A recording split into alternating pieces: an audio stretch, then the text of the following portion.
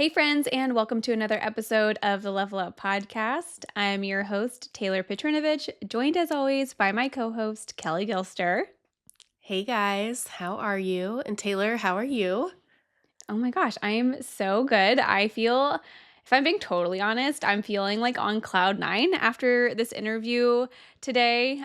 You guys, you're in for a really amazing episode. We just recorded with Cat Galletti, who's an extremely talented and sweet and all around amazing photographer based in Denver, Colorado. Um, is a little kind of like mini hiatus from our Sip and Tell series. If you guys have been listening over the last few weeks, Kelly and I have been just loving having very like real and authentic conversations about things within the industry and business. But we still love to bring on guests here and there throughout the series to kind of keep things fresh and mix things up for you guys. And we think this episode is going to leave you guys feeling so inspired. Kelly, after my little rant, how are you doing? I'm good. We are in a really busy season right now. We have 3 weddings this month in November, which is a lot for us. And then, we have Thanksgiving and corporate stuff is really, we've kind of found with corporate work, um, a lot of businesses love to they have to maximize and get rid of their marketing budgets and things like that before the new year and they just lose it all. So a lot of times we'll get another wave in November and December of corporate work. And so we're in the midst of that, which is really awesome. We love it. It's such a great way to sharpen our creativity and keep us feeling really refreshed in the midst of also shooting weddings. But we're looking forward to some downtime in December and enjoying all of the holiday things. This episode was so great. I love Kat. You guys met at Nemacolin Engage earlier this year, and it sounds like she's going to be at the Engage that we'll be at in 2025. So I'm excited to be able to hang out with her in real life. She really is truly such a sweet human. I felt like she feels like a long lost friend to me, honestly. And you guys are going to really, really love this one. Also, some little things. Taylor was juggling a 2-year-old at home and a needy cat. A needy cat who is strangely more needy than the 2-year-old today for some reason. If you're watching on YouTube, you'll see a cameo. His name is Larry. I feel like that's just like the funniest thing. So, did you ever watch Modern Family? Yes. So, there's an episode where Lily, it's like Mitch and Cam's daughter, Lily, says, I want to get a kitten and name him Larry. And so that's why we got a kitten 10 years ago and named him Larry. It's because of Modern How Family. how funny. Is that show still going on? I don't think so. I think it ended a few years ago. But Lily has said, like the actress has like a TikTok presence, which is so fun. How funny. Yeah, so you should go find that. If you're the fellow millennial who liked to watch Modern Family for a decade, go I go love catch when her. shows end up or actors and actresses from shows end up doing other like mediums of things, her doing her TikTok presence. And then I don't know if you're a This Is Us watcher, but I guess they have a podcast. Oh, This Is Us. Yeah. So Mandy Moore Oh yeah, the Mandy is Moore. on it. Oh yeah. Okay, so I never Yeah. finished it, but that was such a great show. It's so good. I sobbed the last episode where she's walking through the train. Don't It was spoil so it. good. Okay. I won't I'll spoil eventually it. watch it. You need to watch it. It's so good. Okay. Should we get into this episode? We've been too far into our Sip and Tell series to where we're just chatty Cathy's. And Taylor actually got us these sweatshirts. What do they say? Professional yapper. We are a professional yapper for sure. We are. We're just yapping all the time. Thanks for listening to us yapping, you guys. All right, let's do it. This is the Level Up Podcast. I'm Taylor Petrinovich. And I'm Kelly Gilster of 618 Studios. And we are on a mission to help wedding filmmakers and photographers level up their businesses so you can make more and work less. We want to help you confidently take your business from mainstream to luxury, and it all starts right here.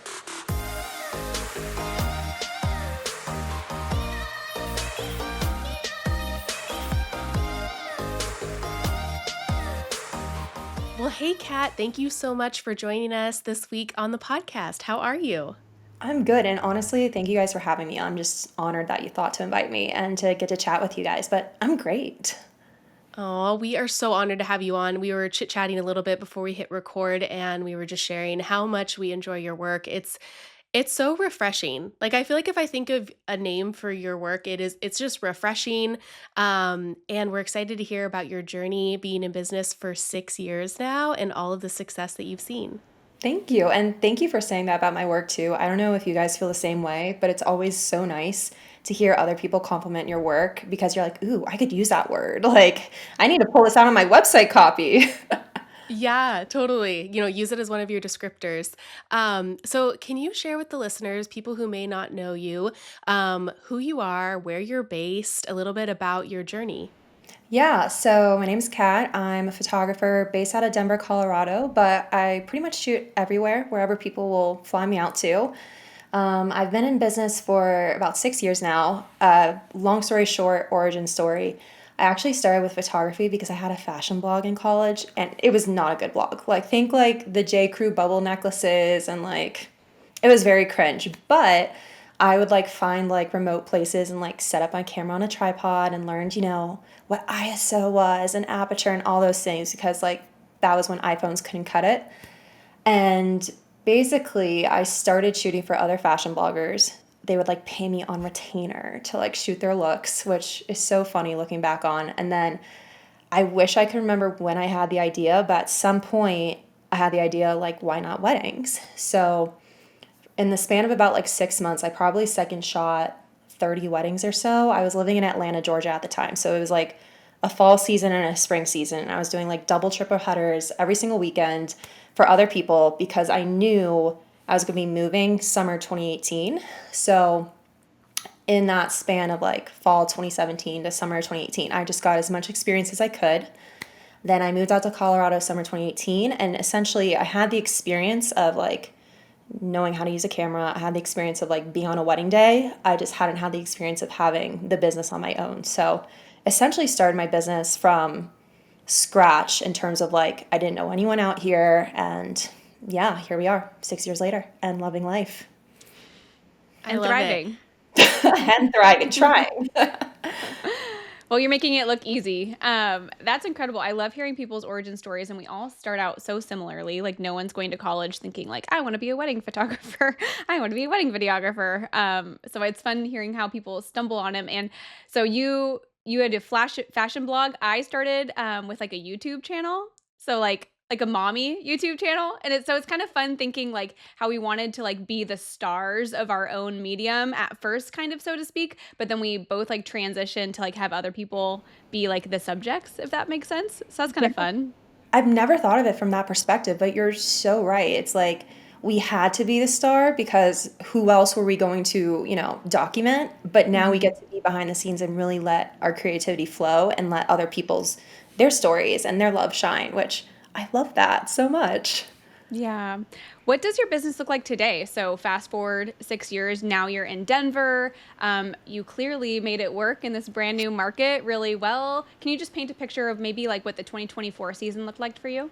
Yeah, so in general, every year I've always kind of booked like 15 to 20 weddings a year. Even when I was charging, two, $3,000, $4,000, I've never had a year of being like super volume, if you will.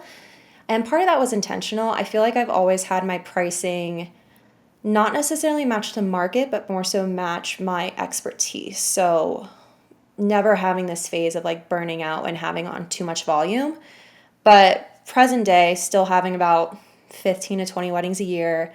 I'd say in terms of pricing, on average, if it's like a full weekend situation, this year was like 16 to 18K, and then next year is like 18 to 21. But then there's always exceptions to the rule, like say it's a couple I really resonate with their story and the budget's just not there for a full weekend and it's just like day of at 12. Like I will gladly do that if it makes sense, like part of the beauty of having your own business is you can make decisions that work best for you. Like no one, like you're the only one who measures your own success, which is beautiful, I think.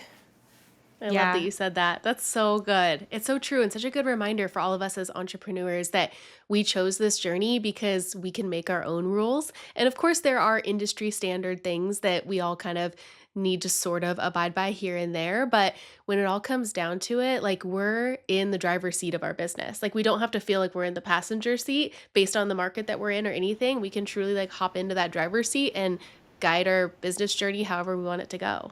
Exactly. Like if you're in the wedding industry, most of us are solopreneurs. Sometimes we have a small team, but a lot of the reason a lot of us get into this career is one, we have that creative soul, but we also want a business that works for our lifestyle. So why not make the business you create be the lifestyle that you want, whether it be the flexible hours or, some people like to be busy throughout the entire year. Some people like to have like 4 or 5 months where they're really on and then they kind of can, coast and just do emails the rest of the year. So it's, determining that balance and what fits best for you. And there's no shame in it. Like the more you own up to like what you really want in life, the more fulfilled you'll feel at the end of the day. Yeah, that's so good. And I think it's something that everyone could probably use a reminder on, at least here and there, no matter how long you've been in business. And I think we tend to put ourselves in boxes based on what we perceive other people doing or what we should be doing. But it's so freeing once you realize that your business is there for you and not the other way around. We're not really meant to be run by our businesses. So obviously growing this quickly over 6 years, I mean, a lot of people have been in business for much longer than that and are, charging half of what you are charging. So I would love to kind of know what went into growing so quickly and maybe some things you've learned along the way. Yeah, so I'd say two main things. At the end of the day, what we do is a service. Like we are a service industry. So I think overall having that servant's heart, if you will, anytime you step into a space to whether, document a couple or like say you're meeting with a planner or like just interacting with industry people, like just thinking like how can I best make these people feel loved? And with that, I'd say pretty much all my success, if you will, which I hate calling it that. That sounds so not humble, but all of what I'm so grateful and blessed to have with my career comes down to just the people I know. And I love talking about networking because I feel like a lot of people think it's like kind of like a dirty word or like they just don't know how to find the authenticity behind it. And this is like a long story, but it's useful and tangible takeaways, which we love. But basically, when I moved out here, summer 2018, I knew literally next to no one, which was a blessing and a curse. But as far as business, when you move somewhere and you have like a typical 9 to 5 job, how you start to find your community is through your job realistically. Like you go to the office, you make friends with your coworkers, like maybe you go to happy hours, maybe you expand on those friendships, maybe they can like connect you to other people. When you work for yourself, you obviously don't have that. So I remember when I first moved, I emailed so many photographers just being like, hi, I'm Kat, I'm new, I need friends. I don't know anyone. And I would end, depending on who it was, I would end the email being like, and by the way, if you ever need help on a wedding day, let me know. Because at that point in time, like I really love second shooting. It was so fun just to like experience these wedding days, but not necessarily having the pressure of it being yours. And so funny enough, like Colorado, like Mountain West season is like summer and fall. So of course everyone emailed me, hey, you sound cool, but we literally do not have the time of day. Like I have a wedding every single weekend, et cetera, et cetera. But eventually I met up with a few people. They were kind enough to either just hang out with me or some of them were like, hey, I do need like a third set of hands or I do need a second shooter. So that was kind of how I got my start. Like 2018, 2019, somehow in 2019, I booked like, I want to say like 13 weddings off of like Instagram, like truly just like hashtagging like hashtag Colorado wedding, hashtag Denver wedding photographer, hashtag Aspen wedding Those photographer. were like the good old days of Instagram when it worked like that. It was so nice. Not gonna lie, I still hashtag like that, and I know I'm so outdated in my social media strategy, but no, back in the old days, like that is literally how people would find you, and pre-COVID days, we'll call it, and it was wild. So basically, those 2 years, I second shot, third shot a lot. I built up my like photographer network, and then I'd say in 2020, I joined this like networking group that was more national exposure, if you will, and it just made me so excited to be like, wow, like there's three things to have a friendship in life. This isn't like wedding specific. This is just life. You need to have common interests, you need to have shared experiences, and you need to have vulnerability. And if I'm a wedding professional reaching out to another wedding professional, I know we have things in common. Like we have to have some sort of common interest if we're doing this career. So I just always have approached networking with this friendship first perspective of I want to make friends, and if business comes from this, great, but if it doesn't, like that's not my intention. And right away that took away any sort of fears of feeling inauthentic when reaching out to people, because also for better or for worse, like I wouldn't say I necessarily have a targeted networking approach. It's more so I just love seeing, like, I just want to have friends. Like, it's as simple as that. Yeah. So, Would you say you're more of an extrovert? no, not at all, Really? Oh, actually. really? I'm I shocked. I am Ta the most outgoing introvert you will ever meet in your life. That's funny. I was literally Taylor, I was going to follow up with that same exact question. Are you an extrovert? Because No. that's exactly how I feel too about networking. It's like I just want more friends. Like, but I'm the most extreme extrovert you can imagine. So I was thinking you were for sure an extrovert. No, I mean, if I'm to be fair, like I think 80% of people are more like ambiverts, like in the middle, but I definitely my recharge is like being at home on the couch with my dog and like a good book or like watching a TV series. Like I love weddings because, you're on for like 2, 3 days. And then if you don't want to, you don't have to talk to people for like 4 days. That's amazing. Yeah, a girl after my own heart because I feel the same way. Just like shut yourself into the editing cave as we all love it, where you just lock into whatever project you're working on. It's bliss.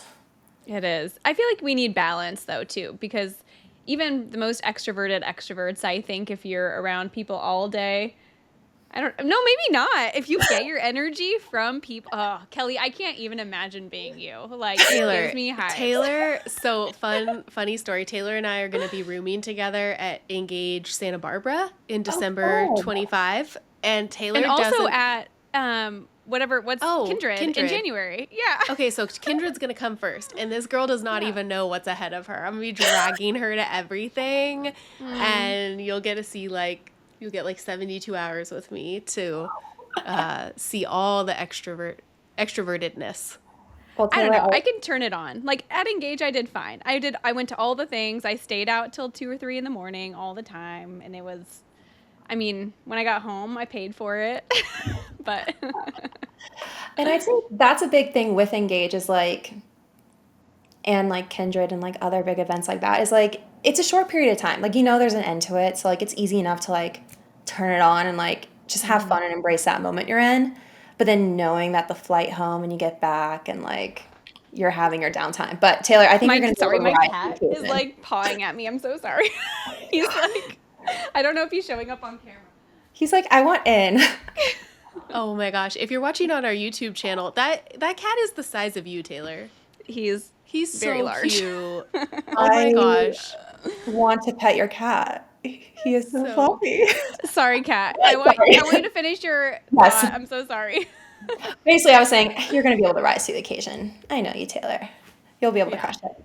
As You'll if be so, fine. if you think you're introverted, just say you're an outgoing introvert and gaslight yourself into networking events. It's like the yeah. one time we approve the gaslighting approach. I like Yes, it.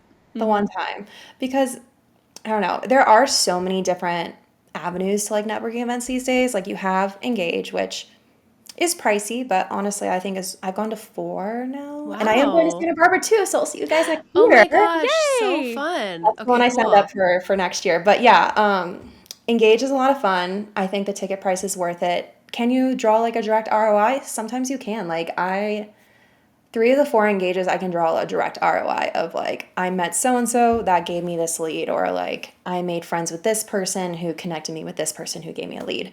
What else is there? There's like RSVP is starting to get big. There's Emerge, there's WIPA, but you can even make your own opportunities. Like if, going to one of these big events, like I feel like a lot of people get intimidated with Engage. Like I have some really good friends in my life who want to go, but they feel like they just quote unquote aren't on the right level, which I mean, if you're having a business that thrives and you can afford a ticket, like you deserve to be there. Like you deserve to be in any room you want to be in.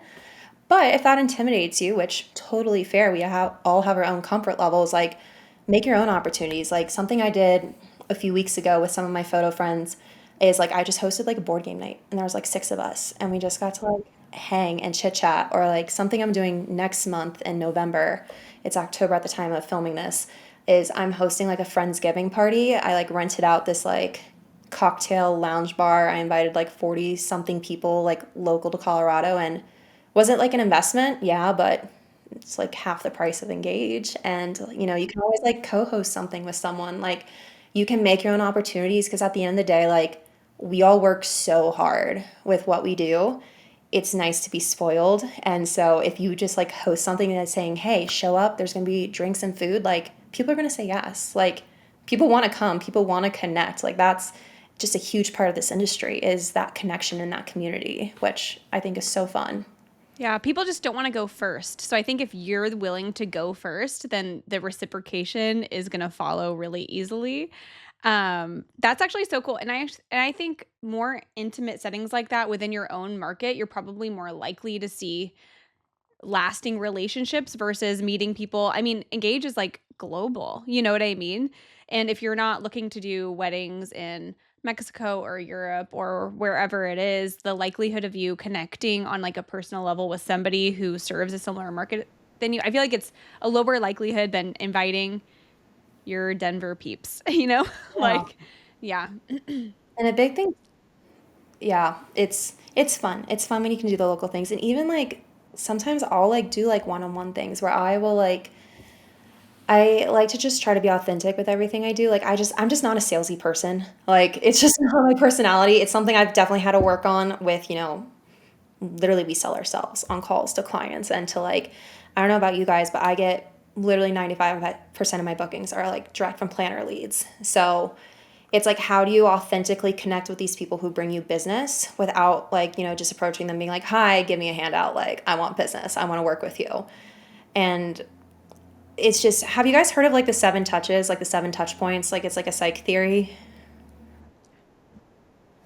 I think I may be slightly familiar, but we would love for you to explain it.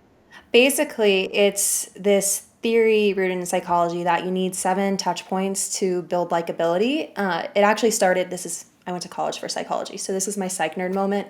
It started with this study where essentially this kid in a gorilla costume showed up to class. And by like the seventh class, like the students started building rapport with this guy in a literal monkey suit, being like, oh my gosh, the gorilla's here and whatnot. And from that, to apply that to actually with what we do, think about all the various touch points you have to connect to a potential client or connect to a different vendor partner, like a planner who will refer you. You have Instagram, you have stories, you have posts, you have watching planners, post something that's relevant. Like say they're in Italy and you went to Italy last year and they're in the same town, you can DM them me like, oh my gosh, Italy's so fun. I was there last year. You should try X restaurant if you're looking for a rec.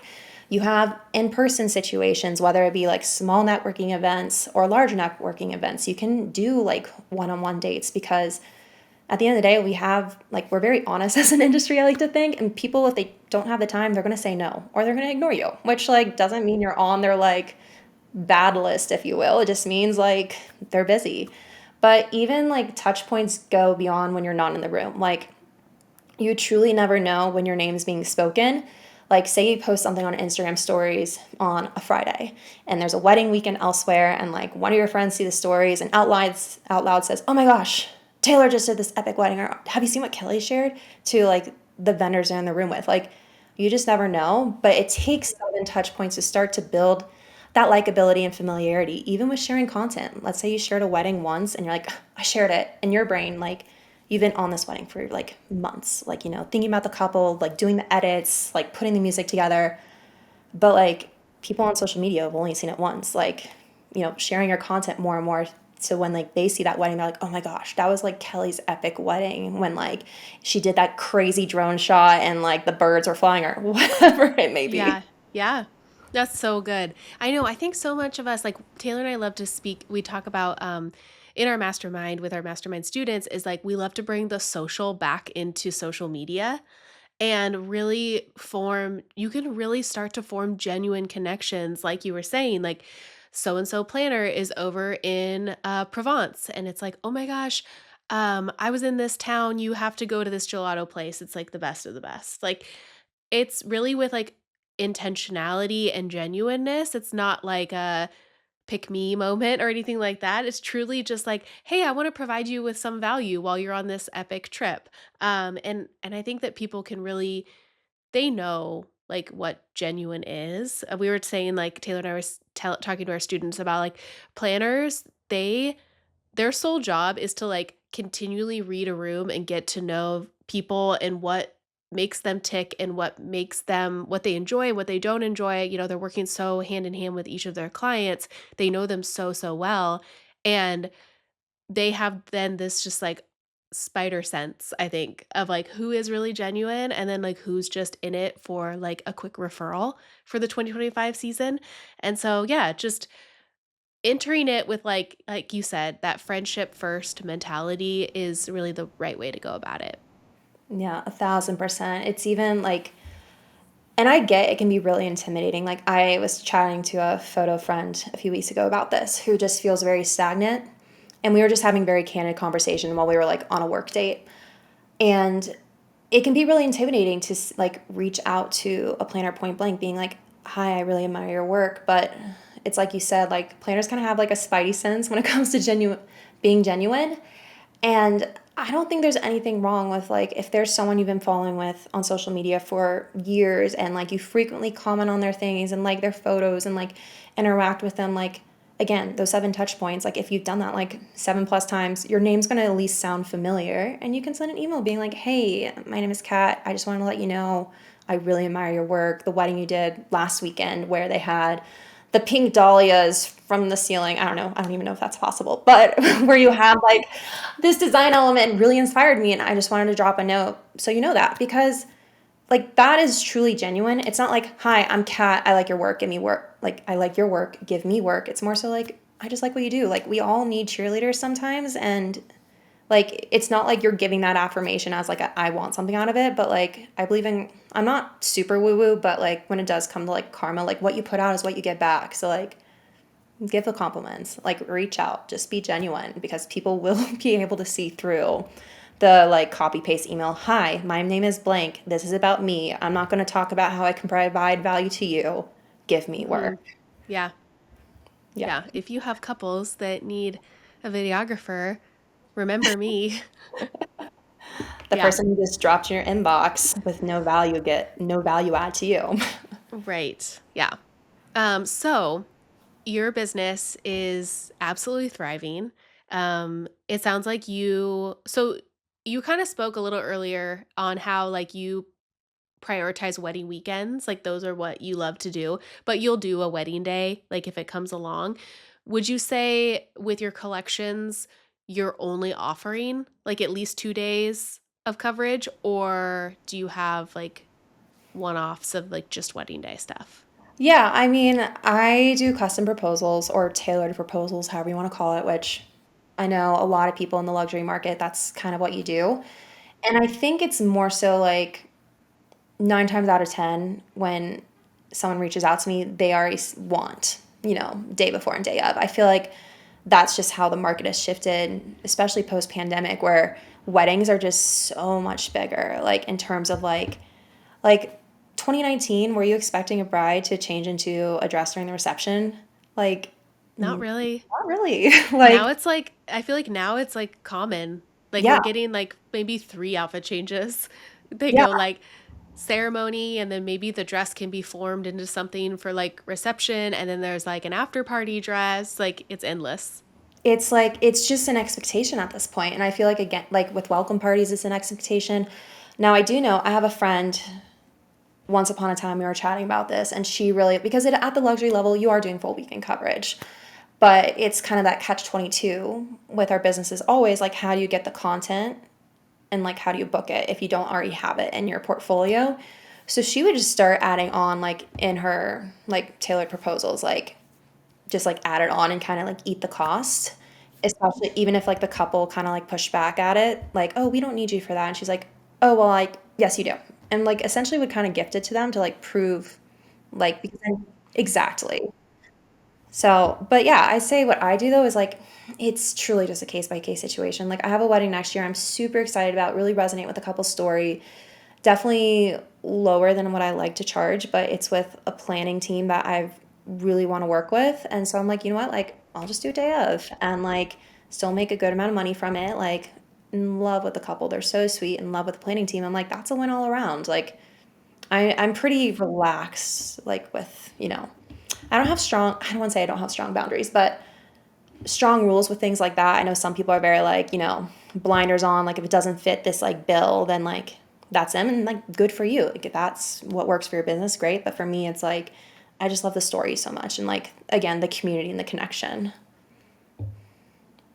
Yeah, I feel like that's where it's really great to make sure you're honed in with like yourself first as a person. Like, what is it that you value? So, and it may shift over time through different life stages. I feel like a lot of our, like our younger community members or students who are single, no kids, like, and you have a little bit more freedom in that way, like the value is placed in different areas than some of our other, students or people in our community who are like Kelly and myself, and we have multiple kids at home, young kids. We don't want to be away for a long time, so we have like different rules set for that. And like, well, for me personally, I've never known a business without kids, but Kelly went through the change in her life where, yeah, like you had a business with pre-kids for a long time and things have shifted since. So I think it's really great.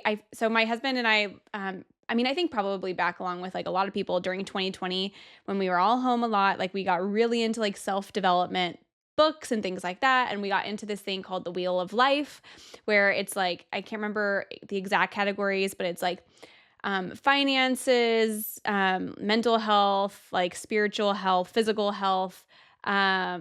I don't know. There's like a bunch of different ones, and you're supposed to like self evaluate like where you are in different areas so that you can then like shift focus to the areas that are lacking. But then you're supposed to rank them like in order of like which ones you value the most too. I don't know. It was like this big long thing. I want to say we like read a book and like listened to a bunch of podcasts, but I feel like we can kind of adapt that concept to our businesses where we're like, well, what's like shiny? Like, I feel like being seen on social media is like one, like perception of us. Travel is another one, connection to couples, money. You know what I mean? There's like all these different like spokes to the wheel of like being a wedding photographer or a wedding videographer.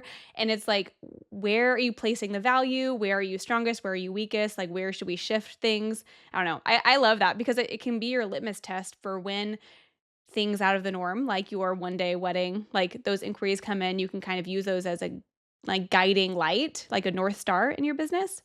So for you, it sounds like Kat, like yours is like connection to couples is like a really high on the importance list.